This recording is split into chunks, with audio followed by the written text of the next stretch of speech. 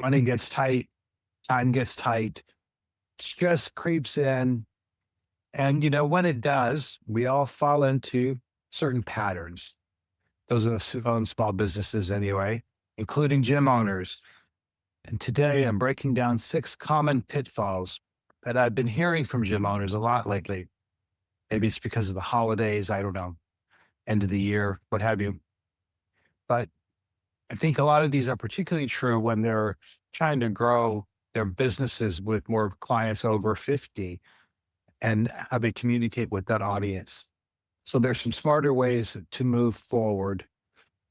And that's what I want to talk about today on optimal aging, the show for fitness and wellness professionals who want to reach more people over 50, serve them better, and grow their businesses. I'm your host, Jay Croft of Prime Fit Content.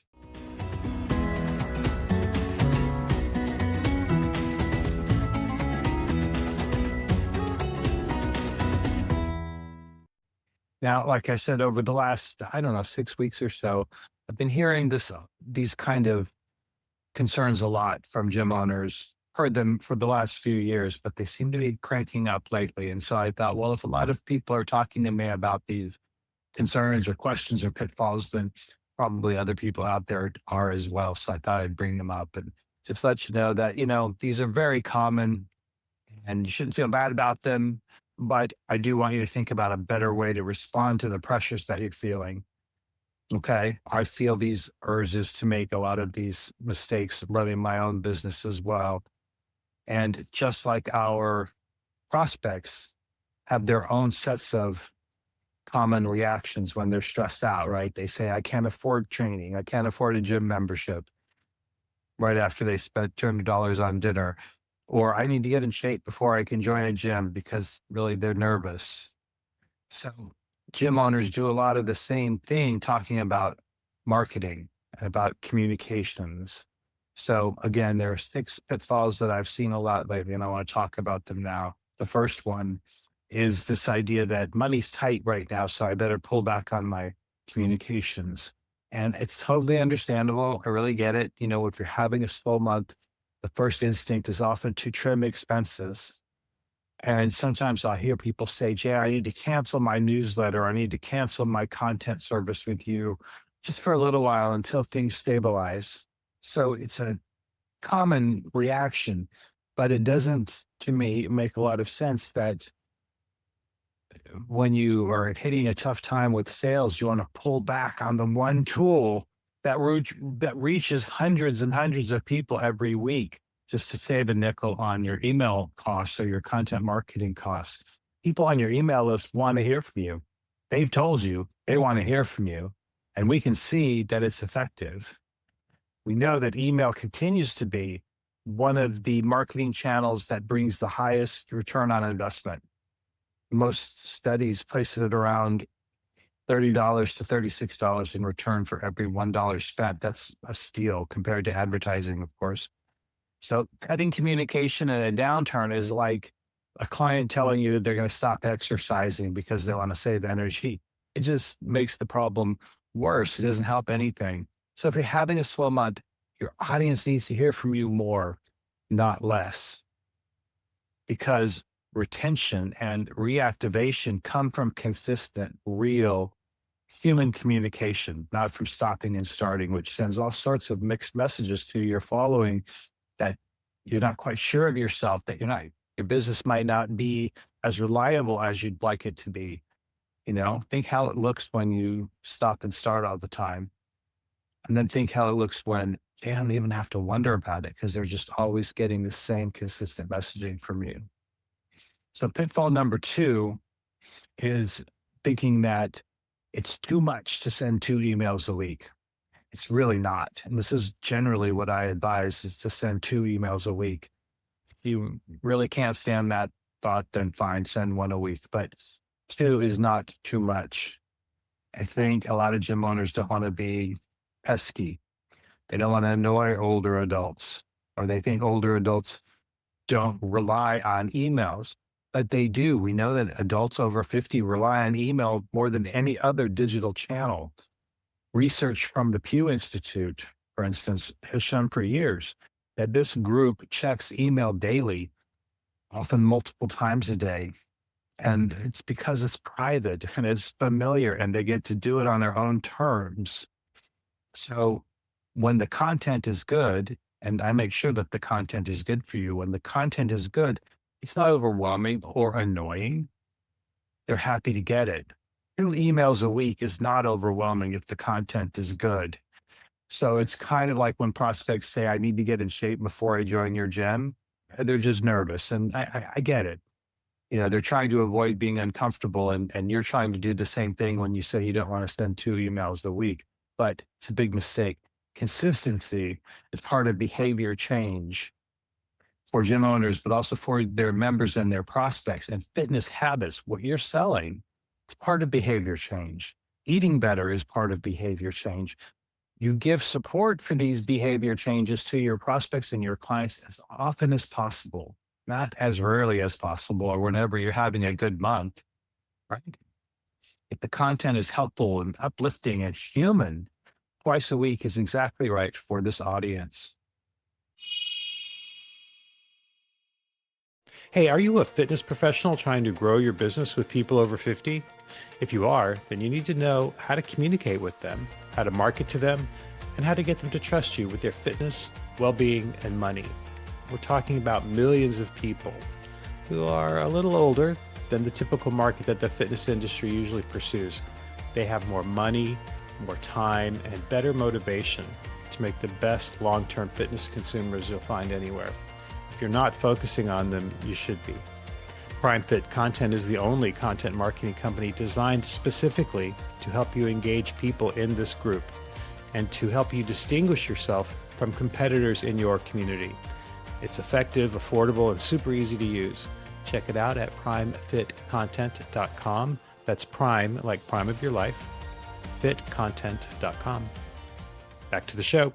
Pitfall number 3 is feeling uneasy about featuring people or stories or trends that are from outside of your actual business. And yeah, you do want to promote your business, your members, your staff, what's happening in your gym and in your community.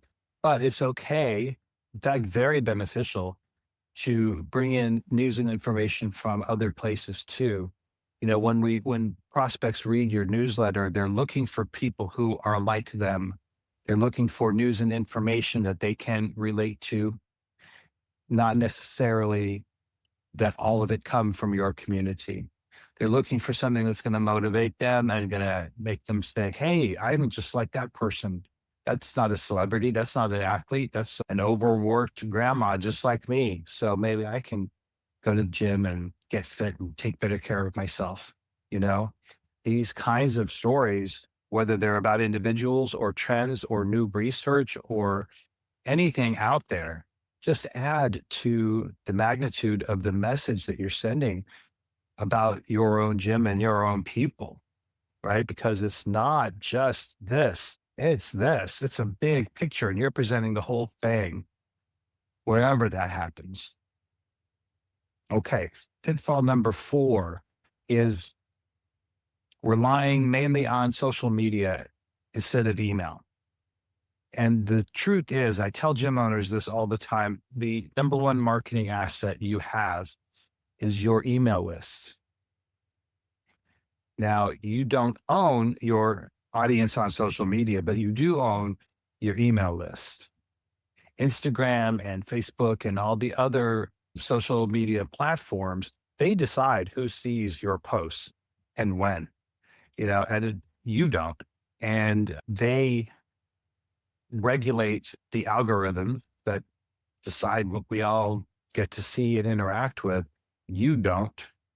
People delete their social media apps without telling you. So you might not even know that they're not even a part of your audience anymore. They might get mad when a controversial person buys a platform and starts using it in ways that they don't like or that become embroiled in controversy. But when you have someone's email address, you have a direct line of communication that's based on permission that they gave you. They have said, hey, I want to know more about your business. Please send me more information about your business. Social media can help build awareness about your business, but email is the direct action that connects you to your potential customers. And it's always yours. If Facebook disappears tomorrow, you still have your email list, right? Okay, pitfall number 5 is cramming your newsletters with promotions and discounts and old style gimmicks. I think this comes from anxiety. We want to tell everybody how great our deal is, how great our business is. We want to get them in here. We want to say there's 20% discount next Tuesday, 2-for-1 deal through Friday, whatever. We want to get people through the door. And we think that that's the way to do it. But email newsletters are not the place to provide these constant gimmicks. Email newsletters are the place to provide value and clarity and sincerity to people over 50, because the people in this audience, they want to get to know you and like you and trust you before they ask you to help improve their health, coach them on moving their bodies, and generally get up all in their space, right? It's a very intimate thing. So they want to get to know you before doing business with you. And think about prospects and fad diets, the 10-day cleanse and the miracle supplements and all of these things. They chase the flashy thing. But what actually works is habit and structure and patience. And it's the same with your newsletter and really with all your marketing.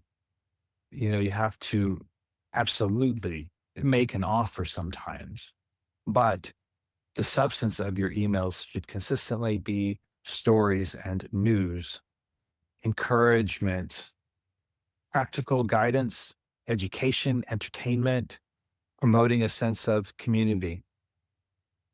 It's these kinds of value-based content that keeps people subscribed to your emails and eventually will get them walking through your door, much more than 20% off. Pitfall number 6, the last one, is thinking that AI can replace real human communication. Again, I understand it. AI came on the scene a while ago, and it's tempting to think that it can do a lot of the hard work for you. And maybe it can in other fields, scientific fields or research or what have you. And ChatGPT, can do some helpful basic things. It can help you brainstorm things, help you organize your ideas, that kind of thing. But I'm not worried that it's going to kill my business. Just like Peloton and COVID didn't kill yours, right? And that's because AI can't do what I can do, just like Peloton and those other tech services couldn't do what you can do, and that is provide a human touch that older adults need. AI cannot articulate your gym's unique tone. It can't capture the nuance in your stories. It can't know why a certain phrase will resonate or alienate people in your community. I don't think it can create trust. I don't think it can replace human warmth or humor. And it's a terrible writer. It'll get better eventually, I'm sure. But it can generate basic content. If you want, hey, give me 3 reasons why a woman over 40 should lift weights, then fine, you can put it in ChatGPT and it'll give you something decent. But you don't want decent. And that's really not much of a communication strategy. AI cannot generate connection. It's a little bit like one of your prospects saying, I'll just watch workout videos at home and get strong that way. Content is not coaching, just like it's not advertising. And AI is not the same as your voice. You can use AI to brainstorm or to outline things, to talk things through, so to speak. But the leadership, the tone, the message, it all has to come from you, because your audience can feel the difference. When you're being fed a line of BS. So does your audience. Okay, so to close up, let's review the 6 common pitfalls I want you to watch out for. Number 1, pulling back on communications when money's tight. Number 2, worrying that 2 emails a week is too much. Number 3, being hesitant to share stories from outside your gym. Number 4 is leaning too heavily on social media. 5 is overusing promotions and discounts and deals. Number 6 is hoping an AI quickie can replace thoughtful human expression. And again, I get it. Running a small business is hard. You're looking for ways to save time and money. And sometimes you question what you're doing and whether you should keep doing it, keep spending time and money on these things or other things. But remember that the very simple solution for all of this is that people over 50 respond to authenticity, clarity, trust, and consistency. There is power and freedom in that for you, my friends. If you show up consistently for them, they will show up for you, no doubt. Thanks for listening. Join me next week. Till then, please leave a comment or a rating. Please subscribe to the podcast. All these things help me grow my audience. I'd also love to hear from you. Send me an email at jay@primefitcontent.com and check out my content offerings at primefitcontent.com for all your email, social, and website content needs. And keep up the good work. Your community needs you. Cheers.